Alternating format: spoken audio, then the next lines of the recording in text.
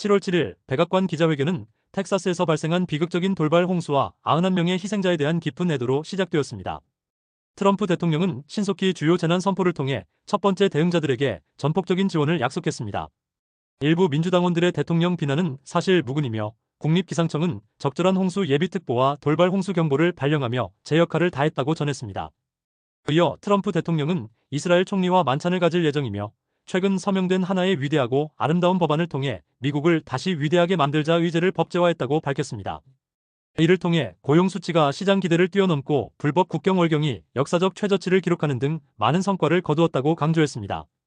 특히 트럼프 대통령은 오늘 맞춤형 무역 계획에 따라 한국과 일본에 새로운 상호 관세율이 적용될 서한을 보냈습니다. 이는 전 세계 약 12개국에 보낼 서한 중 첫 번째로 대통령의 재량에 따라 선택된 나라라고 밝혔습니다. 지금부터 전체 한글 번역과 용어 설명이 포함된 전체 영상을 시청하시겠습니다. Good afternoon, everyone. Hope you all had a great weekend. I want to start by addressing the devastation from the tragic flash floods in Texas. Moments ago, the Department of Homeland Security provided an update that 91 innocent souls have now perished. Everyone here at the White House, including the President of the United States, is praying for the victims' families and friends during this unimaginable time. President Trump swiftly signed a major disaster declaration for Kerr County, Texas, to ensure our heroic first responders have every resource they need in the relief and recovery efforts. Secretary of Homeland Security Kristi Noem traveled to Texas over the weekend, and the entire Trump administration is working hand in glove with state and local officials to provide every assistance available. The situation on the ground remains dangerous, and there could be additional public safety threats with potential incoming heavy rain, so we encourage everyone in the area to remain vigilant, listen to all warnings, and respond accordingly.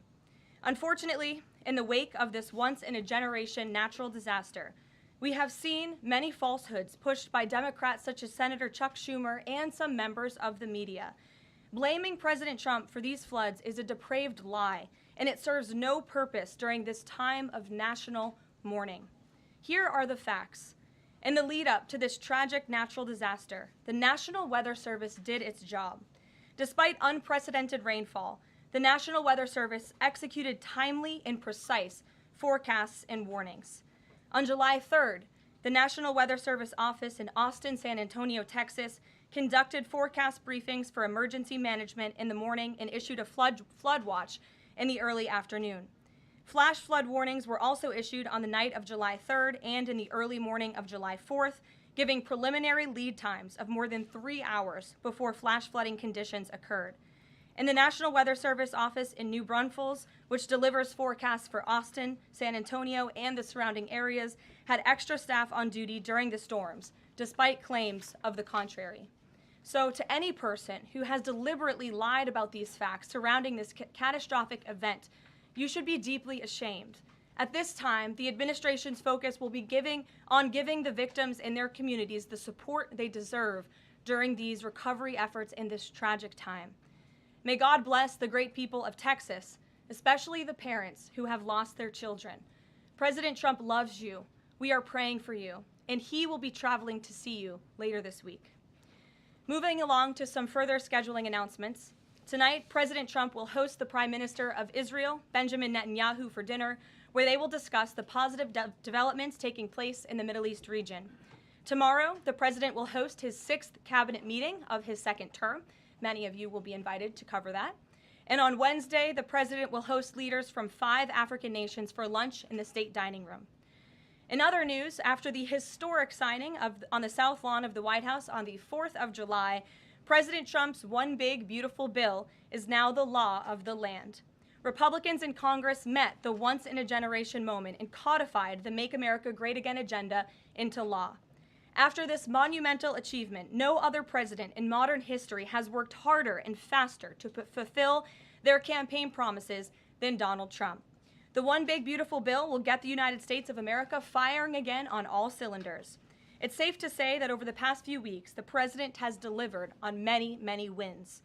For the 4th month in a row, jobs numbers beat market expectations with nearly 150,000 good jobs created in the month of June. The American economy has now added nearly 700,000 jobs since January 2025, with American-born workers accounting for all job gains. President Trump drove illegal border crossings to another historic low in the month of June, and Border Patrol once again released 0 illegal aliens into our country. The Supreme Court stopped activist judges from imposing nationwide injunctions and cleared the way for President Trump to carry out his popular and common sense agenda. The University of Pennsylvania agreed to all of the Trump administration's demands and will now keep men out of women's sports. President Trump secured his trade deal with Vietnam, giving the United States total access to their markets. Because of President Trump's unleashing American energy dominance, gas prices are at 4-year lows. And when adjusted for inflation, gas prices are near the lowest levels we've seen in the last 20 years. NATO members agreed to raise defense spending to 5% of GDP, a foreign policy feat long thought impossible until President Trump made it happen. The Operation Midnight Hammer obliterated Iran's nuclear capabilities, taking out this imminent national security threat not just to the United States, but to the entire world. The president secured a ceasefire between Israel and Iran, ending the 12-day war. The president brokered a historic peace agreement between Rwanda and the Democratic Republic of Congo. Pakistan nominated President Trump for the Nobel Peace Prize in recognition of his decisive diplomatic intervention to prevent a nuclear war between India and Pakistan.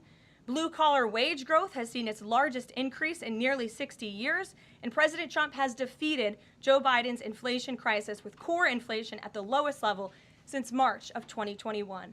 And just about all of that has happened in the last 3 weeks, and I know you all know it because you've been very busy here covering it along with us. So with that, I will take your questions today as we kick off another very busy week here at the White House. We'll lead with our new media seat, Brian Glenn, who is, of course, very present in this briefing room. He's put in a lot of hours covering this president, so we're glad you finally have a seat today. Brian, go ahead. It feels great to sit down. Thank you very much. You're welcome. I want to go back to the hurricane. You said that President Trump is scheduled to go to Texas later this week. Can you speculate on what day and what he has plans? Sure. The White House is currently arranging those travel plans. We hope that it will be later this week, likely on Friday, but of course we want to do it at the most appropriate time on the ground for state and local officials. We don't want to interrupt the recovery efforts, but we're planning tentatively for a Friday trip, and when that becomes final, we'll let all of you know, as we always do. And you gave a little bit of reaction earlier, but the National Weather Service, the union, actually publicly stated they had an adequate staff on hand to forecast and predict the storm. You shared your thoughts earlier on how the way the left has really weaponized this to blame the deaths in Texas on Trump. Want to comment on that again? Yeah, I just do think those comments are depraved and despicable, especially when so many Americans are mourning the loss of their children. The National Weather Service, as I said, did its job. Many experts, many meteorologists have said that. Many of you in the media, in all fairness, have said that as well. Unfortunately, not all. And many Democrat elected officials are trying to turn this into a political game, and it is not. This is a national tragedy, and the administration is treating it as such. We know the National Weather Service provided early and consistent warnings. They gave out timely flash flood alerts. There were record-breaking lead times in the lead up to this catastrophe. There is ongoing flood monitoring, and these offices were well staffed. In fact, one of the offices was actually overstaffed. They had more people than they need. So any claim to the contrary is completely false, and it's just sad that people are pushing these lies. Can you just get one more? Sure.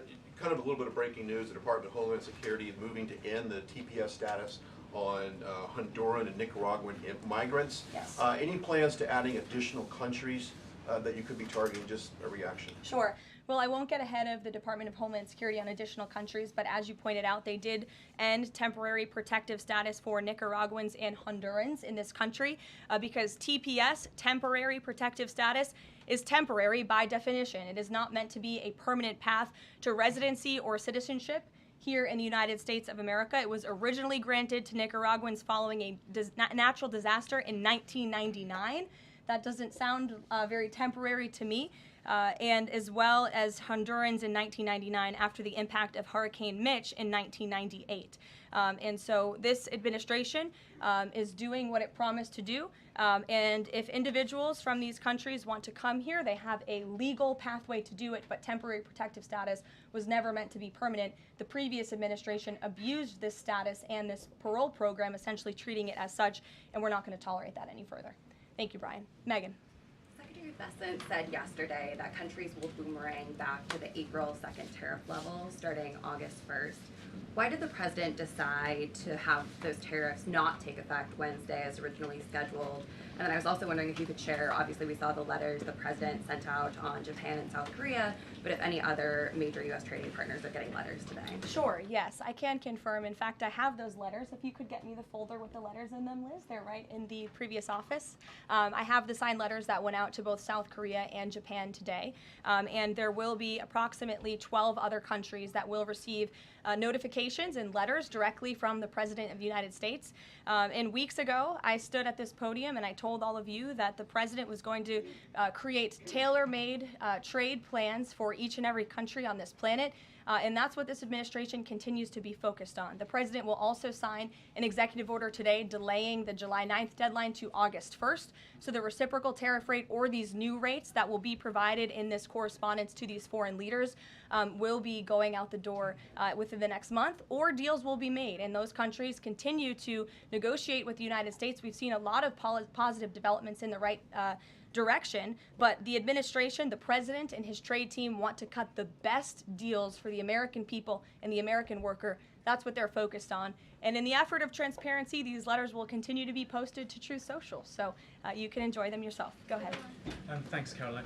Just about the visit of Prime Minister Netanyahu today, I was just wondering why that is not open to the press. Previous visits by him, we've had Oval Office press conferences. Does that reflect somehow the kind of sensitivity of this particular visit? No, they're having a private dinner. There's many important matters that are obviously ongoing in the region, as you know. The utmost priority for the president right now in the Middle East is to end the war in Gaza and to return all of the hostages. Also, as you know, there was a ceasefire proposal that Israel supports that was sent to Hamas, and we hope that they will agree to this proposal. We want to see all of the hostages released. That's on the top of the president's mind, so that will be discussed, as well as the many other positive developments we've seen in the Middle East. I want to go back to the trade deals. As you see, we have these beautiful letters that the president has signed. This one is to the President of the Republic of Korea, original signature on that, and these will be mailed. And then here we also have another letter to the Prime Minister of Japan as well. Both countries will be receiving a 25% tariff rate effective on August 1st. Go ahead. Thank you so much. You said it, and the president said it many times, you want to see an end to the war in Gaza. Will he give guarantees during this 60-day period of ceasefire that actually the war will end? Because this is a sticking point with Prime Minister Netanyahu, and I'm wondering if they see eye to eye on this point. And how do you see the next day? What the next day in Gaza will look like? Look, right now the president is focused on today and to get the Hamas to agree to this ceasefire. I don't want to comment on the details of the arrangement out of respect for these negotiations, but a agreeable and appropriate ceasefire proposal has been sent to Hamas. And I can also tell you Special Envoy Witkoff intends to travel to Doha later this week, where he will continue to engage in these discussions. And the Qataris and the Egyptians have been incredibly helpful partners in mediating these negotiations and discussions to bring peace to this region and end this conflict once and for all. Kristen. Two questions. Thank you, Caroline. Sure. The first question is President Trump reconsidering his plan to phase out FEMA, given what officials have said is their critical role on the ground now in Texas? Look, the president wants to ensure American citizens always have what they need during times of need. Whether that assistance comes from states or the federal government, that's a policy discussion that will continue. And the president has always said he wants states to do as much as they can, if not more. And in the case of Texas, the state and local officials are doing a tremendous job. And I know the president, Secretary Noem, and the federal government are very proud to be working with them. And the president has promised to give Texas the assistance that they need during this tragic time. Just one follow-up on cuts overall. Over the weekend, President Trump said that Elon Musk was a train wreck. Are there, given this current viewpoint, are there concerns within the White House or from the president himself over the cuts that happened under Musk while he was advising DOGE, including the National Weather Service? I think I've already addressed that Kristen, and what I can tell you is that these offices were fully staffed. The San Angelo office was fully staffed with 12 forecast meteorologists. There were no vacancies. The San Antonio office was operating with 11 forecasters. And as Brian said, the union themselves said that there was adequate staffing. So I think those words speak for themselves, and the numbers speak for themselves. This was a once-in-a-century flash flood, a tragic natural disaster, and the administration is doing all that we can on the ground to help these families during this time of need. Jeff. Thanks very much, Caroline. Just following up on Kristen's question, is it still the president's plan to phase FEMA out by the end of this year? I just answered Kristen's question for you. One more, hold on, one more. Sure, I'll give it to you. Go ahead. The follow-up on trade as well. 12 more letters coming, you said. Can you give us a sense of which countries those are? I'll let the president reveal those in very due time. Keep your eyes on Truth Social. Michael, in the back. Thank you, Caroline. An armed shooter today was shot in McAllen, Texas, after opening fire on Border Patrol agents. Comes just days after Democratic Congresswoman Pramila Jayapal recently said she gets, quote, inspired when activists obstruct ICE. Does the White House expect Democrats to tone down their rhetoric in light of what we saw today in McAllen, Texas? We certainly call on Democrats to tone down their rhetoric against ICE and Border Patrol agents who, again, are everyday men and women. I would encourage AOC and other Democrats to actually meet with the United States Border Patrol. These are honorable Americans who are just simply trying to do their job to enforce the law. They go home to their families every night just like we all do, and they deserve respect and dignity for trying to enforce our nation's immigration laws and to remove public safety threats from our communities. The White House is aware of the shooting that took place today in Texas, and we are working with the appropriate federal agencies to get to the bottom of what happened. Caroline, the DOJ and FBI have now concluded there was no Jeffrey Epstein client list. What do you tell MAGA supporters who say they want anyone involved in Jeffrey Epstein's alleged crimes to be held accountable? This administration wants anyone who has ever committed a crime to be held accountable, and I would argue this administration has done more to lock up bad guys than certainly the previous administration. And the Trump administration is committed to truth and to transparency. That's why the Attorney General and the FBI Director pledged at the President's direction to do an exhaustive review of all of the files related to Jeffrey Epstein's crimes and his death. And they put out a memo in conclusion of that review. There was material they did not release because, frankly, it was incredibly graphic and it contained child pornography, which is not something that's appropriate for public consumption. But they committed to an exhaustive investigation. That's what they did, and they provided the results of that. That's transparency. Follow up on that, Sure. Caroline. Okay, so the FBI looks at the circumstances surrounding the death of Jeffrey Epstein. According to the report, this systematic review revealed no incriminating client list. So what happened to the Epstein client list that the Attorney General said she had on her desk? Well, I think if you go back and look at what the Attorney General said in that interview, which was on your network on Fox I've News. got the quote. Go ahead. John Roberts said, DOJ may be releasing the list of Jeffrey Epstein's clients. Will that really happen? And she said, it's sitting on my desk right now to review. Yes, she was What? saying the entirety of all of the paperwork, all of the paper in relation to Jeffrey Epstein's crimes. That's what the Attorney General was referring to, and I'll let her speak for that. But again, when it comes to the FBI and the Department of Justice, they are more than committed to ensuring that bad people are put behind bars. They have an operation going on right now called Summer Heat, which has our murder rate trending in the lowest direction in United States history. Their emphasis on violent crime and locking up violent criminals has led to the arrest of 14,000 violent criminals. That's a 62% increase from the same time period last year. So this Attorney General and the FBI Director are committed to putting bad people behind bars where they belong. They promised an exhaustive review. That's what they did. For any further details, I would refer you to the Department of Justice. Kate. Thanks, Caroline. With Prime Minister Netanyahu visiting the White House today, yesterday the president said that he was working on a more permanent deal with Iran, but several days ago he didn't think one was necessary. What changed? Well, when you asked me about this, or when you all asked me about this several weeks ago, I said the president thought maybe an Iran deal was not necessary, but of course the president is always interested in peace and diplomacy. That remains true, and the administration continues to be in contact, both directly and indirectly, with the Iranians on a deal. And then on tariffs, you're now delaying the deadline from July 9th to August 1st. Is that an acknowledgement that perhaps the administration found it more difficult to negotiate these trade deals, or whatever happened to 90 deals in 90 days? No, it's an acknowledgement that this administration is doing what's best for the American worker, and we want the best deals possible for our workers, for our manufacturing base, for our middle class, and they are doing this deliberately and appropriately on behalf of our country's interests. Josh. A couple more on the tariffs. You said about 12 more letters. There were about 55 or so countries, including the EU as a bloc, that were facing this tariff increase. All of those, to understand you correctly, are now deferred to August 1st, right? Correct. And on the 12, what happens with the remaining, whatever it would be, 40 something? So just 12 today. There will be additional letters in the coming days. So all of them are going to get a letter at some point? Correct. Okay, and can you tell me why he decided to start with South Korea and Japan? Are they annoying him? It's the president's prerogative, and those are the countries he chose. And on the sectoral tariffs, it's our understanding that these continue to be a separate track. We're still waiting on a bunch of those. That's Can you right. give us any timing update on when he's going to move on, for instance, semiconductor tariffs and other things that are still in the hopper? I don't have a timing update, but for where they are in the process, I would defer you to the Department of Commerce. Should we expect deals finally as well? He announced this Vietnam deal. Are you close on any other countries? The president and the administration, yes, we are close. But again, the president wants to ensure these are the best deals possible. And I would add just one more thing on trade and tariffs to wrap it up.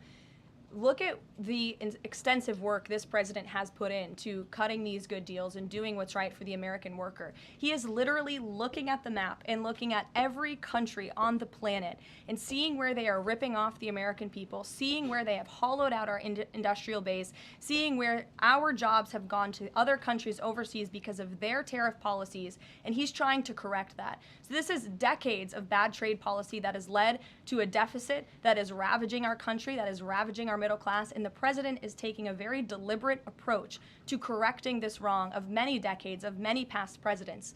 And so I think he should be commended for the time and the effort that he is putting into this. And the fact that he has announced a framework with China, a trade deal with the United Kingdom, a trade deal with Vietnam, and many others to come in just a matter of 6 months is truly historic, and it's a testament to this president and his trade team who are working around the clock to get this done.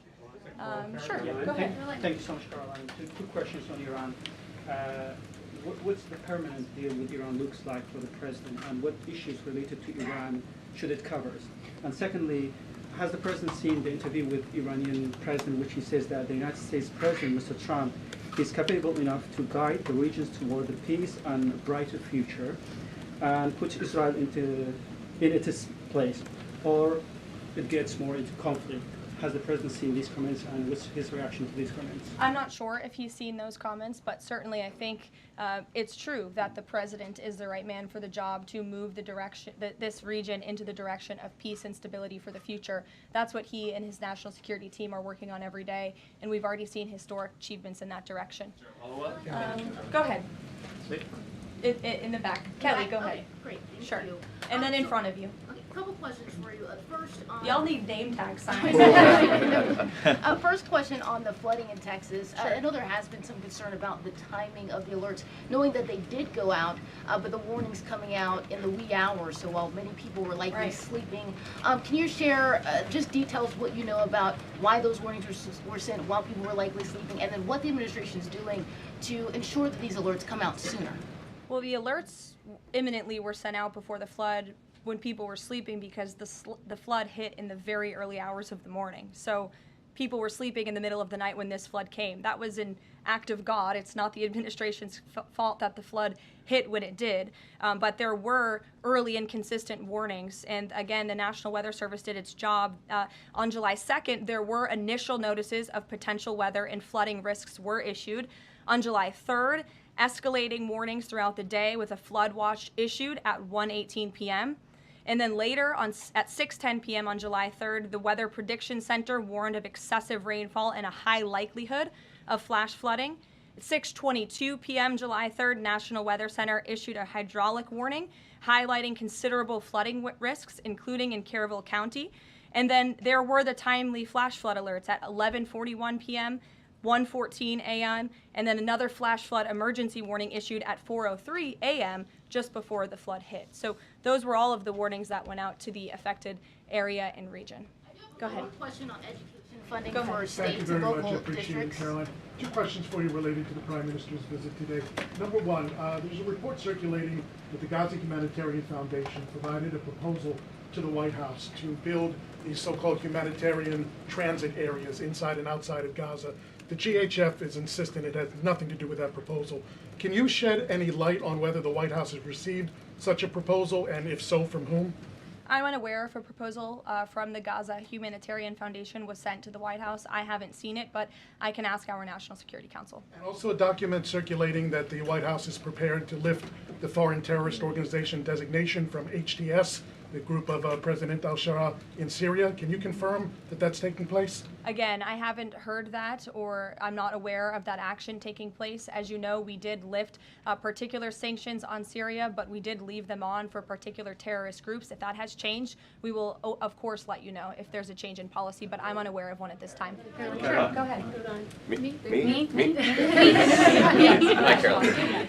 Thank you. Ahead of and then you can go too, since you're so eager. ahead of the president's meeting with Prime Minister Netanyahu today, is there a scenario where Israel has made it clear that they will not bring an end to this war until Hamas is decimated?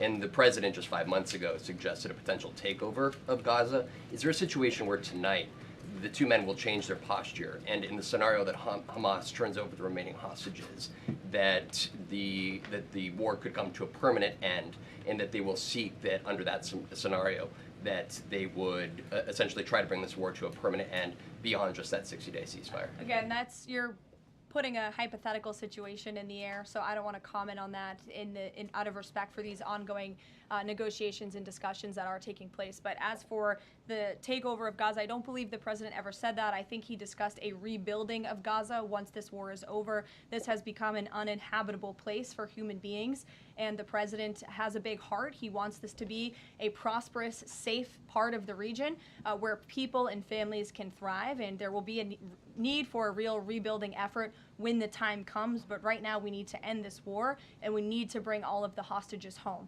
The president is adamant about that. The war tonight? Look, again, I will let the president speak for himself later if he decides to comment on the details of the agreement, but out of respect for the discussions, I won't do that from the podium. Go ahead. So Congressman Lawler and Gottheimer have introduced a bill in Congress, the Bunker Buster Act, that would allow the United States to sell B-2 bombers and bunker buster bombs to Israel.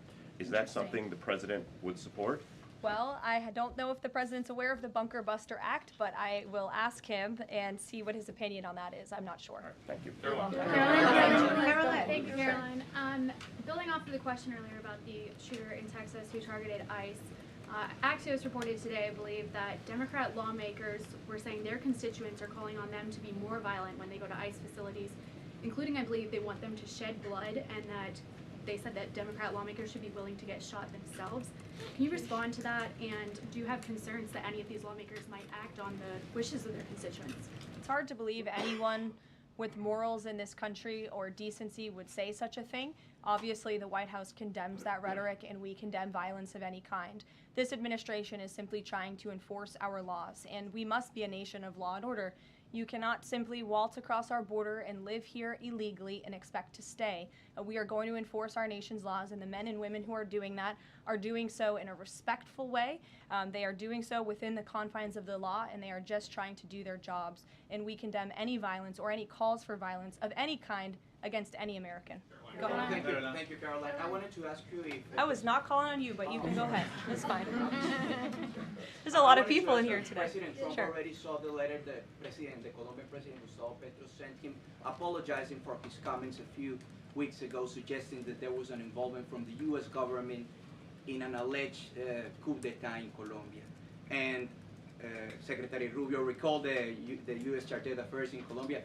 Did President Trump saw that letter, and what do you think about the comments from President Petro suggesting that the U.S. has some kind of involvement in a coup? I'm not sure if the president has seen that letter, but I can check with him in the National Security Council. We will get you a response if you follow up with my team.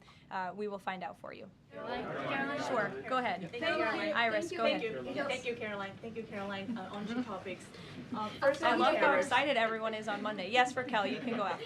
On two topics. First, tariffs. The president announced last night that any countries aligning themselves with the anti-American policies of BRICS That's right. will be charged with an additional 10% tariff. Can you tell us us more details on that? What specific policies is the president talking about here?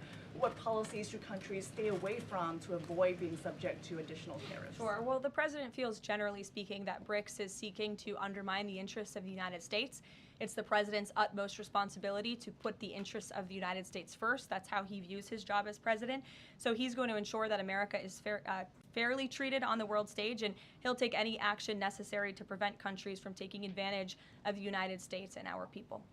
Raquel, go ahead. On illegal immigrants, Registrar Tom Homan told us this morning that ICE will have to arrest 7,000 illegal immigrants every day for the remainder of this administration to just catch the ones that were let in during the last administration. I'm wondering what the new resources and manpower, of course, given by the Big Beautiful Bill, which of course opens the door for ICE to hire additional 10,000 agents and officers. What's the administration's expectations now for daily arrest numbers going forward in the upcoming months? Sure. I'll let the Secretary of Homeland Security and her department speak on what they're looking for in terms of daily numbers. What I can tell you is I receive the daily reports each morning, and ICE is out there doing the jobs that they swore an oath to do, and they are removing public safety threats from our communities every day, and our country is becoming a safer place because of their efforts. And the One Big Beautiful Bill that is now law will give significant resources to ICE and Border Patrol to continue the tremendous work that they are already doing. And I think every American who wants to live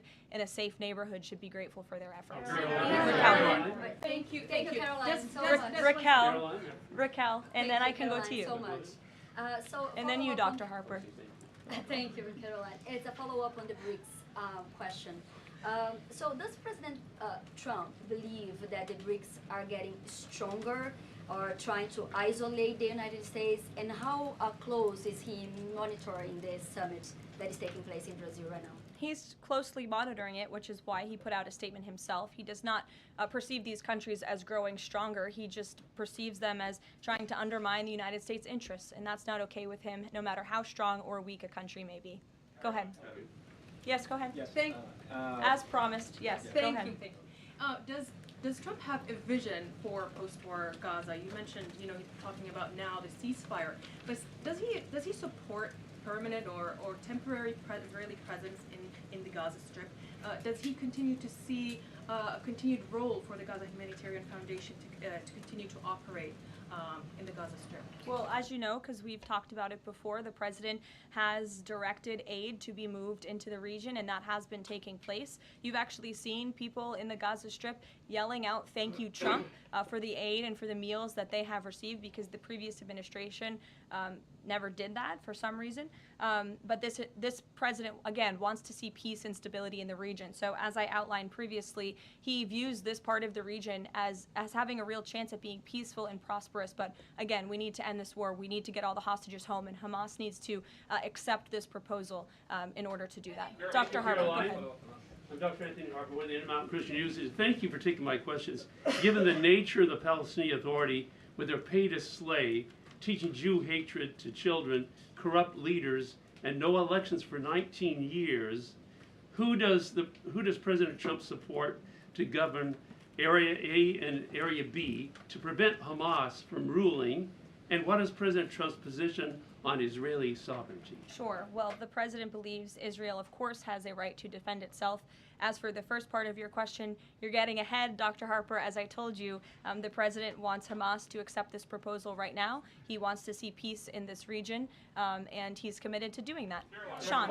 Hey, Caroline, can you just please walk us through the decision to halt the supply of weapons to Ukraine at a time when Russia is really hitting Ukrainian cities and civilians? Was that the president who decided that, or did the Pentagon do it without his approval? No, neither of those things are true. I'm happy to walk you through it. This was a standard review by the Pentagon of all weapons and all aid and all support that the United States is providing all countries and all regions around the world, not just Ukraine.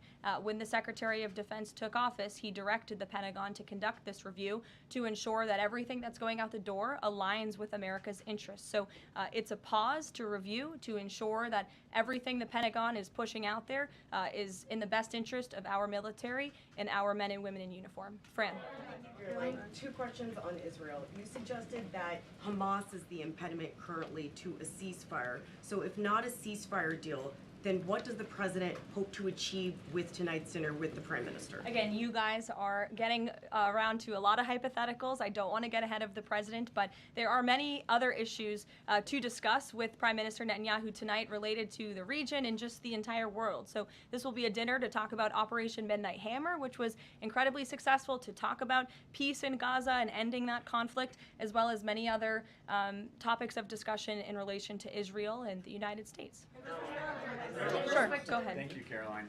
Given the fact, this is on the trade letters, given the fact that the president put into effect the tariffs on April 2nd and then put the pause into place, is the president at all concerned that these countries that are receiving the letters won't take them seriously because the deadline seems to have shifted already and may shift again?